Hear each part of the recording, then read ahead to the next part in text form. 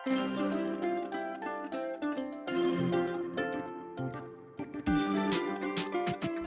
guys, welcome back to my YouTube channel. ඔයා මගේ channel එකට අලුත් කෙනෙක් නම් මම 4th year medical student කෙනෙක්. ඉතින් මම අද වීඩියෝ එක අරගෙන ආවේ මම හිතන්නේ මාසෙක විතර පස්සේ කොහොම හරි මේ vlog එක study and research vlog එකක්. මම හිතාගෙන ඉන්නේ අපේ end semester එකට හම්බෙන study leave එකේ සතිය boarding house එකේ ඉඳලා මගේ පාඩම් වැඩ කරගන්න. එහෙනම් මම ගෙදර ඉඳලා ඇවිල්ලා අවුරුදු නිවාඩුවෙන් පස්සේ මුලින්ම ගියා මට ඕන බඩු අරගෙන එන්න ආය අතරමැද්දෙන් කඩවල වලට යන එක ටිකක් කරදර හින්දා.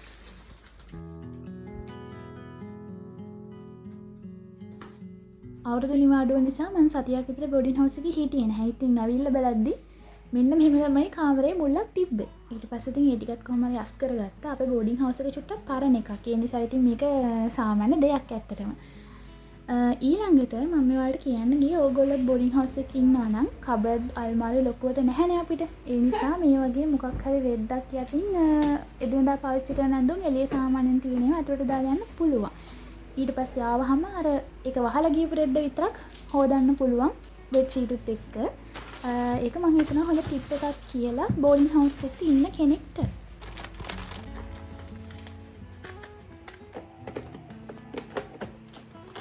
ඊළඟට මම සුපුරුදු විදිහටම එක්සෑම් එක ළඟ හින්දා එක්සෑම් එකට ඕන කරන ටොපික්ස් ලියලා තිබ්බ පොළ ටික විත්තිය අරවගත්තා. ඒක මම සාමාන්‍යයෙන් කරන දෙයක්.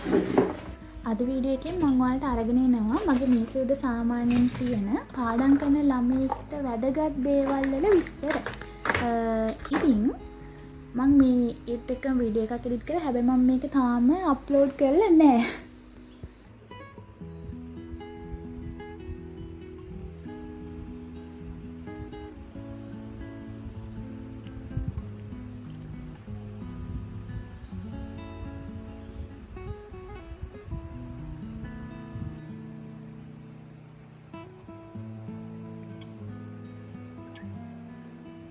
මම වැඩ පටන් ගත්තා. මගේ ගමන් ඔයාලට කියන්නම් මගේ මේසෙට තියෙන වැදගත් දේවල් මොනවද කියලා.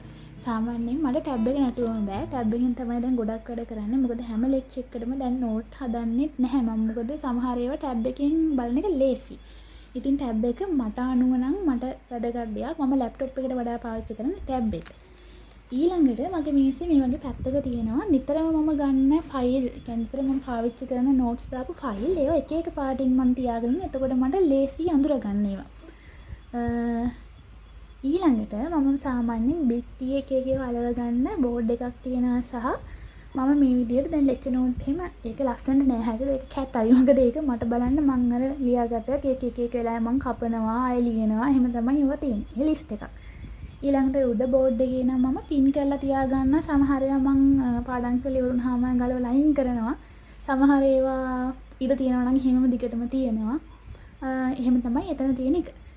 ඊළඟට පෑන් පැන්සල් දාන්න වෙන් කරපු එකක් මම හදාගත්තා. මොකද මේ එතකොට ලේසි. නැත්තම් අර කලබලයට ඔක්කොම හොයන්න ඕන, ඔක්කොම අදින්න ඕන. ඒක කරදරයි. මේ වගේ ඒවා ඕනනම් ඔයගොල්ලන්ට ඔන්ලයින් ඕඩර් කරලා ගන්නත් පුළුවන්. නැත්තම් ඔයාලටම හදා ගන්නත් පුළුවන්. ඊට පස්සේ මං ගාව තියෙන චූටි කැලෙන්ඩර් එකක්. නැත්තම් අර කැලෙන්ඩර් එකක් තිබ්බේ නැත්තම් අද දවසේ කවද්ද කියලා අරමුණක් නැහැ. හැම දවසක්ම එක වගේම ගෙවෙනවා. ඒ හින්දා මං සාමාන්‍ය චූටි කැලෙන්ඩර් එකක් පාවිච්චි කරන්න කැමතියි. ඊළඟට වොච් එකක් තියෙනවා. වොච් එක නෙවෙයි මොකද්ද? ටේබල් ක්ලොක් එකක් තියෙනවා. ඒකත් ඕනේ. නැත්තම් මමවත් දන්නේ නැහැ දැන් වෙලාව කීයද අනම්මනම් මුකුත් දන්නේ නැහැ. ෆෝන් එකේ එහෙම අතර ගත්තොත් පැය දෙක තුනක් නිකම්ම යනවා. අර ඔරලෝසුවේ අඩුම ගානේ කටු කැරකෙද්දිවත් මේ වෙලාව යනවා කියලා තේරෙනවනේ. ඒ නිසා මම කැමතියි මේසෙට ඔරලෝසුවක් තියාගන්න. ඊට අමතරව මම කැමතියි පාවිච්චි කරන්න අර මේසෙට තියාගන්න එක එක දේවල් දාන පොඩි රැක් එකක්.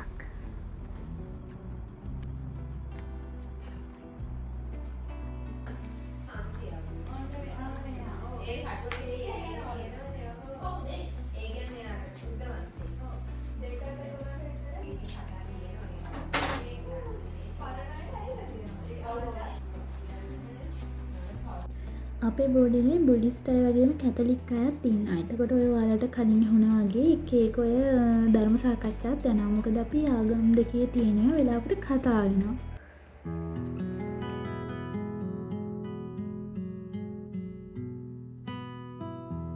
දැන් වෙලාව රෑ 10යි. හැබැයි දැන් වල ඩිස්කෂන් එකක් තියෙනවා. සාමාන්‍යයෙන් අපි වෙනද නම් ඉන් පර්සන් ඩිස්කස් කරන්නේ. හැබැයි මේ ටික අපිට වෙලාව ටිකක් මැනේජ් කරගන්න අමාරුයි. මොකද අපි කට්ටිය එක එක ක්ලිනිකල් ගෲප් වල ඉන්නේ හින්දා. ඒ නිසා අපි මේ ටිකේම මේ රෑ වෙලා WhatsApp වල කෝල් අරගෙන තමයි ඩිස්කෂන් කරන්නේ.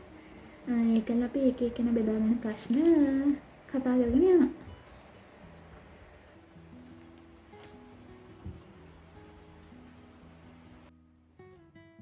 මේ පොඩ්ඩක් ඉන්නේ මම මේ ස්ක්‍රීන් රෙකෝඩ් කරන හින්දා මට මේව කරගන්න බැරි චුට්ටයි.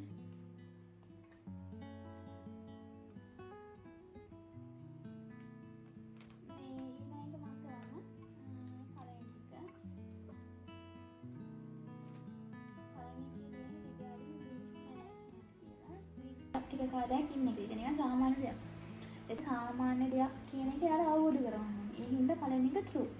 like a false. ඊට පස්සේ facilitated to work through the stages of grief කියලා කියන්නේ. දැන් ඔයගොල්ලෝ බලන්න ඇතිනේ මම මොකද මේ earphone දෙක ගලවගෙන කෑ ගහන්නේ කියලා. ඇත්තටම මේ අපේ discussion group එකේ ඉන්නේ ඔක්කොම වගේ අපි body මේ කට්ටියම තමයි. උනාට body මේ නොවන ළමයි 4-5 දෙනෙකුත් ඉන්න හින්දා තමයි අපි ඒක ඔන්ලයින් කරන්නේ. එතකොට අපි වෙන වෙනම තමයි ජොයින් වෙන්නේ. නැත්නම් අර කතා කරන්න හදගෙන ඉන්න අමාරු හින්දා.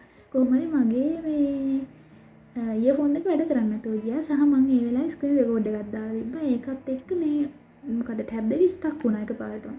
ඒක තමයි මම ඔය කෑ ගැහුවේ. එතකොට අනික් අයට ඇහෙනවනේ කොහොමද පොඩ්ඩක් අයින් කතා කරාම එයා පැත්තේ කාමරේ ඉන්න කෙනාට ඇහෙනවා. අද දවසේ මම කරපු වැඩ ගැන බැලුවොත් මම බෝඩිමට ඇවිල්ලා 6ටත් පස්සේනේ වැඩ පටන් ගත්තා. එතකොට මම එක ලෙක්චර් එකක් බලලා ඒකට ෂෝට් නෝට් එකක් හැදුවා. ඊට පස්සේ ඩිස්කෂන් එක තිබ්බා. ඒකට ඕන කරන මොකද්ද ඒ ලෙක්චර් ටොපික් එක ආපහු පාරක් බලාගත්තා.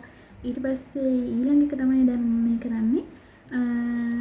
මේකේ ප්‍රශ්න වර්ගයක් කරන ගමන් මට තේරුණා මම මේ වගේ රූප සටහන් දෙක තුනක් ඇඳගෙන තිබ්බනම් හොඳයි කියලා. ඒ හින්දා මම ඒ ටික කම්ප්ලීට් කරගත්තා. කම්ප්ලීට් කරලා ඉවරලා අර මම කර හිටපු ප්‍රශ්න ටිකම ආපහු කරන්න ගත්තා. සාමාන්‍යයෙන් අපි මේ වගේ MCQ කරද්දී තමයි අපිට හම්බ වෙන්නේ මේ අපි කරලා නැති තැන. ඒ කියන්නේ අපිට තියෙන හිස් තැන් මොනවද කියලා අපිට තේරෙන්නේ මේ වගේ MCQ කරද්දී තමයි. එතකොට තමයි අපිට පුළුවන් මේ දන්න දේවල් අඩුපාඩු අපේ නෝට් එකට පුරව ගන්න හරිය නැත්නම් ඒ ටික අපව බලලා රිවයිස් කරගන්න හරිය මොකක් හරි කරගන්න පුළුවන් වෙන්නේ අන්න ඒ වගේ වෙලාවට. මම මේක රීසෙට් බ්ලොග් එකක් කියලා කැලලකුත් දාපු නිසා තමයි මම මේ කැලලත් වලට පෙන්නන්නේ. ඊට අමතරව මට තව දෙයක් මේකෙන් කියන්න තියෙනවා. අපේ බෝඩිම මම අර කිව්වාගේ ටිකක් පරණ එකක්. පරණ ගෙදරක්. ඒ හින්දා මේකේ එහා පැත්තේ මගේ කාමරේට එහා පැත්තේ ඉන්න වොෂ් රූම් එක. එතකොට ඒකත් එක්ක බිත්තියේ එක පැත්තක් මේ විතර ඩැමේජ් වෙලා තමයි තිබ්බේ.